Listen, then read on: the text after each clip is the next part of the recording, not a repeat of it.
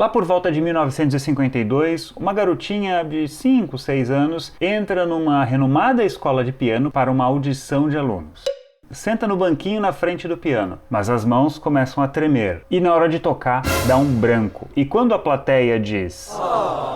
ela percebe que fez xixi nas calças e não consegue fazer a apresentação. A garotinha era Rita Lee Jones, mas o início da vida musical dela não teve só decepções, pelo contrário. Depois desse episódio do xixi no banquinho, ela começa a cantar, aprende a tocar bateria, aprende baixo, monta um conjunto só de meninas, até que conhece os irmãos Dias Baptista. E com eles, forma o conjunto que vai revolucionar o rock brasileiro. E foi assim que tudo começou para Rita Lee.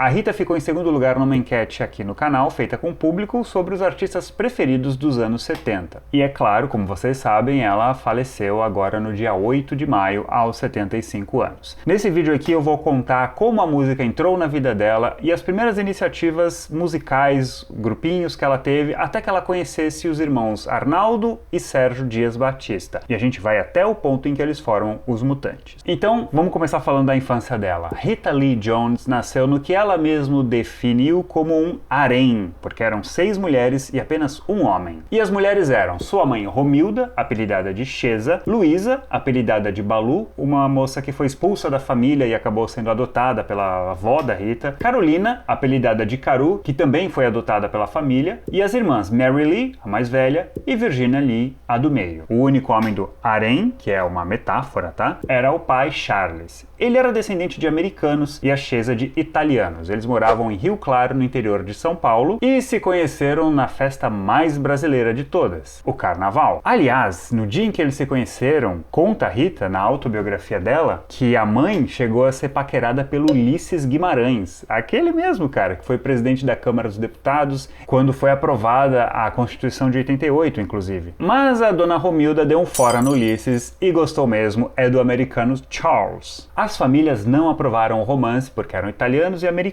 mas eles começaram a namorar mesmo assim. E naquele clima de fofoca, de cidade pequena, em algum momento o Charles ganhou na loteria, cara. Tava esperando ela sair da igreja e passou um cara com um bilhete, assim, ó, oferecendo pra ele. Ele comprou e aquele bilhete foi o que venceu. E com essa grana, eles se mudaram para a capital, São Paulo. Ele se formou em odontologia e lá montou um consultório, onde inclusive atendeu gente até famosa. Charles e Dona Cheza foram morar num casarão na Vila Mariana. E aí as mulheres do harém foram chegando uma a uma, sendo a Rita a última delas.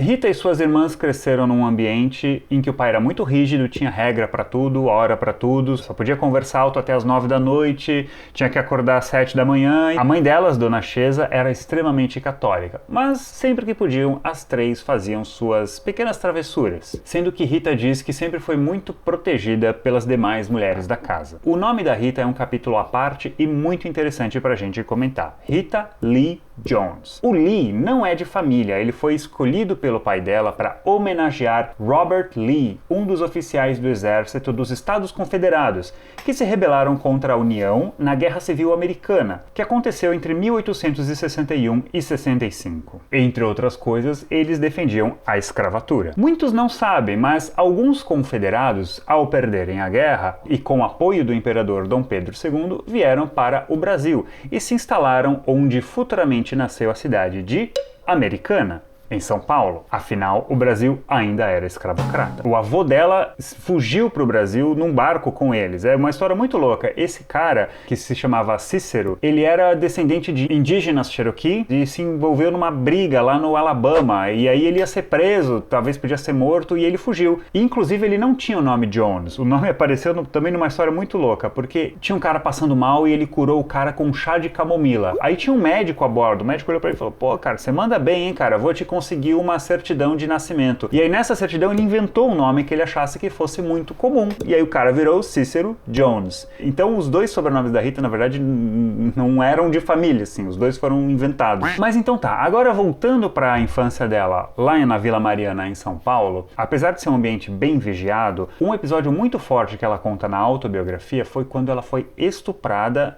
aos 6 anos de idade. E isso aconteceu no dia em que deu um problema na máquina de costura da mãe e ela chamou um técnico. Olha só o que é que ela escreve. Me contaram que eu brincava no chão da copa enquanto minha mãe mostrava pro cara onde a coisa estava enguiçada. O telefone tocou, ela saiu para atender. Quando voltou, me encontrou sozinha no mesmo lugar, olhando petrificada para o cabo de uma chave de fenda enfiada.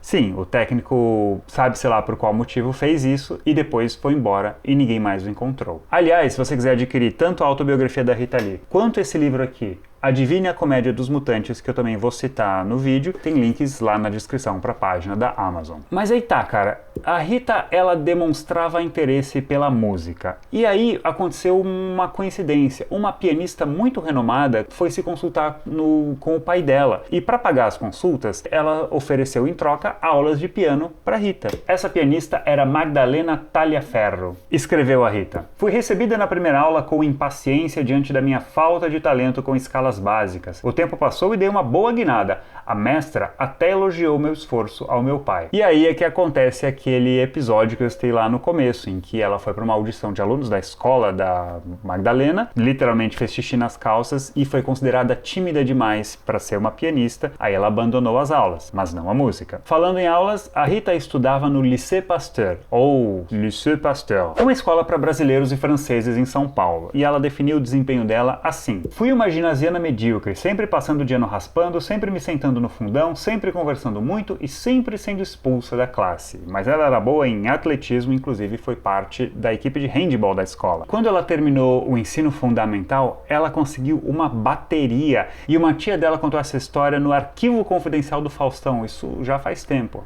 Ela vinha pedindo ao pai uma corneta, um instrumento daquele jeito. E ele não queria ser incomodado com barulho. Mas o meu marido, que gostava muito dela, dizia: olha, você vai e compre uma bateria e mande a conta para seu pai. Mas ele virou uma fera. Depois estava comprado, estava em casa. Nessa época, a Rita teve como ídolos o ator James Dean, o Elvis Presley e mais tarde os Beatles. Ela era tão fanática que um dia seguiu um colega de escola até a casa dele porque achava que ele era parecido com o George Harrison. Aí, com 15 anos, ela conhece a Sueli Aguiar. E eu não consigo esquecer o dia que a gente se conheceu. Saindo da cantina lotada de gente, quando eu me virei, você estoura um chocolate com marshmallow na minha cara. Eu fiquei louca da vida. E elas montam uma espécie de gangue com outras duas meninas. Elas jogavam juntas, andavam juntas e resolveram fazer um conjunto. Tem uma entrevista aqui no YouTube da Sueli em que ela fala sobre isso. Para ver a entrevista completa, o link apareceu aqui em cima e tá lá na descrição também. Nós tínhamos na escola um grupo, nós nos intitulávamos as Giants. Hoje em dia nós seríamos expulsas da escola, porque a gente fazia bullying na realidade e a gente se divertia.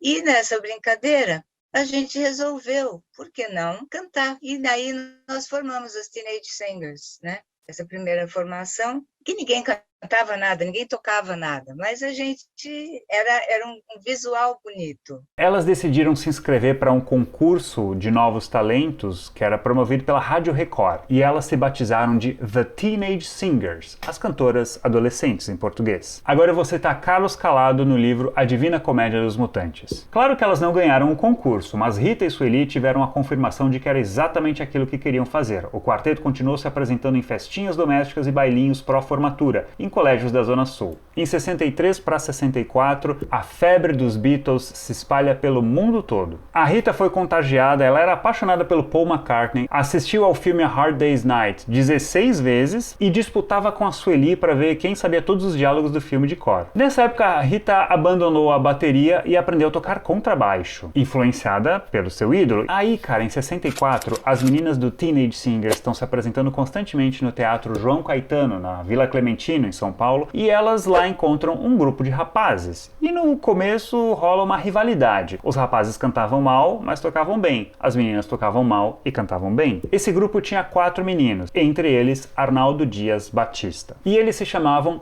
The Wooden Faces, os caras de pau, em português. Até que um dia alguém resolveu quebrar o gelo e rolou uma aproximação das meninas com os meninos. E eles descobriram que todos adoravam os Beatles. Aí eles viraram amigos. Papo vai, papo vem, até que Rita e Arnaldo, já conversando sozinhos, fizeram um trato. Ele daria aulas de baixo a ela em troca de algumas dicas vocais. Um negócio com evidentes segundas intenções. Como conta o Carlos Calado, em breve eles estariam namorando. Mas esse é um tema para um outro vídeo. Então, esses dois grupos acabaram se fundindo e se tornaram um só. Segundo o Carlos, a história foi mais ou menos assim. O Arnaldo e um colega dele do Wooden Faces, o Rafael Vilardi, eles se cansaram dessa banda e pensaram em montar um conjunto de rock com bons arranjos vocais. Aí eles pensaram na Rita e na Sueli, convidaram elas e elas aceitaram na hora. Então já tinham 4. Faltava um baterista. Eles convidaram um cara chamado Pastura, mas faltava ainda um bom guitarrista. E um cara que tocava muito bem era o irmão do Arnaldo, Sérgio Dias Batista. Só que tinha um problema, ele era muito novo. Aos 13 anos, o caçula da família Batista era o que hoje se chamaria de pentelho. Rita, por exemplo, era uma de suas vítimas favoritas, carimbada com o apelido de Banana Pintada. Só que ele tocava tão bem, cara, e não importava muito se ele era pentelho. Então, esses 6 adolescentes se juntaram e fundaram os Six-Sided Rockers. Como é que seria isso em português? Os roqueiros com 6 lados, mais ou menos isso. E eles foram conseguindo uma certa projeção ali em São Paulo. Conseguiram tocar nos eventos promovidos pela Folha de São Paulo, no auditório do jornal na Rua Barão de Limeira. Saiu até anúncio, olha só. A Folha de São Paulo, através de seu departamento de divulgação, irá realizar hoje, em seu auditório, às 8h30 da noite, uma edição de Rock and Roll. Estarão presentes os conjuntos Six-Sided Rockers, entre outros. Aí, cara, eles se apresentaram no programa Jovem Guarda, no programa Show em Simonal, ambos na TV Record. Só que aí, cara, em 1965, a Sueli decide largar o grupo e viajar para os Estados Unidos. Aí, no lugar dela, entrou uma moça chamada Mogai, ou Mogui, não sei como é que fala o nome dela. E essa é a formação que você vê aí na foto. O guitarrista Rafael Vilardi, a moça de nome esquisito, Sérgio Dias, Rita Lee e Arnaldo Batista, só faltou o baterista, o Pastura, não sei onde é que ele estava. Em 66, eles começam a debater se deveriam continuar fazendo covers, principalmente dos Beatles, ou se deveriam fazer músicas próprias. Eis que um conhecido deles, lá do Wooden Faces, o Tobé, entregou uma letra de uma canção chamada Suicida. Cismei outro dia e quis me suicidar.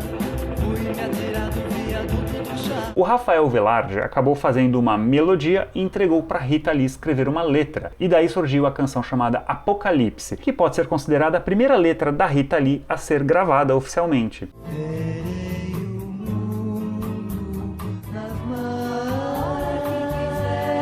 Ela fez essa letra baseada num seriado de TV chamado Além da Imaginação. Em maio de 66, eles gravaram essas duas músicas, Suicida e Apocalipse, num estúdio do bairro Bexiga, em São Paulo. E foi no dia dessa gravação que eles decidiram mudar o nome do conjunto por sugestão da gravadora, e em vez de Six-Sided Rockers, eles passam a se chamar O Seis, com apóstrofe, Os Seis. E também é um trocadilho com a forma de se falar no interior de São Paulo, né? Os Seis, vocês. Então eles iam assinar com aquela gravadora, mas acabaram desistindo em cima da hora. Só que mesmo assim, esse compacto do 6 chegou a ser lançado extraoficialmente. Dizem que umas 300 cópias chegaram a ser distribuídas e para quem tem é uma raridade. A foto da capa era para imitar o disco With the Beatles, que é com fundo em preto e eles, né, com a cara meio iluminada, meio escura, mas como você tá vendo, não deu muito certo. Escreveu a Rita: chegamos a fazer algumas apresentações esporádicas, mas não deu para segurar os egos por muito tempo. Brigas e mais brigas, e dos 6 só sobraram 3, Arnaldo, Sérgio e eu. Reduzidos a um trio,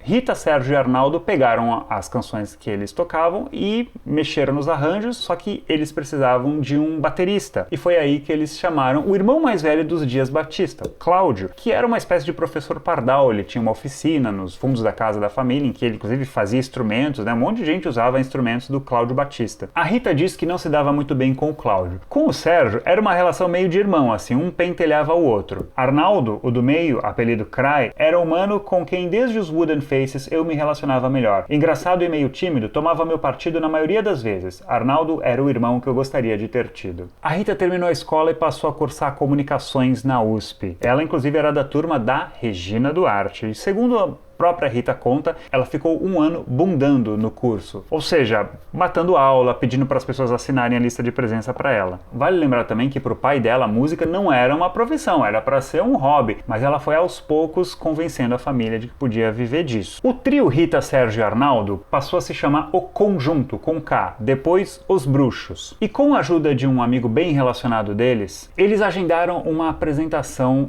no programa da Jovem Guarda, apresentado pelo Roberto Carlos. Só que chegando lá, cara, Sérgio e Arnaldo começaram a discutir com a produção porque eles queriam os amplificadores, os cabos aparecendo no palco, a produção não queria, daí eles não quiseram dar o braço a torcer, e o resultado, cara, é que a apresentação deles foi cancelada. Só que nessa época, o Roberto tinha uma certa rivalidade com o Rony Von, que ia estrear um novo programa também na Record. O Rony não só daria uma oportunidade para o trio se apresentar, como foi no almoço na casa dele que veio a sugestão do novo nome para o grupo, Os Mutantes. A partir daí, eles se envolveriam com a Tropicália e revolucionariam o rock nacional, influenciando dezenas de bandas que apareceriam dali pra frente. Mas essa é uma história para um próximo vídeo. Então era isso, e até a próxima Conexão Legiônica.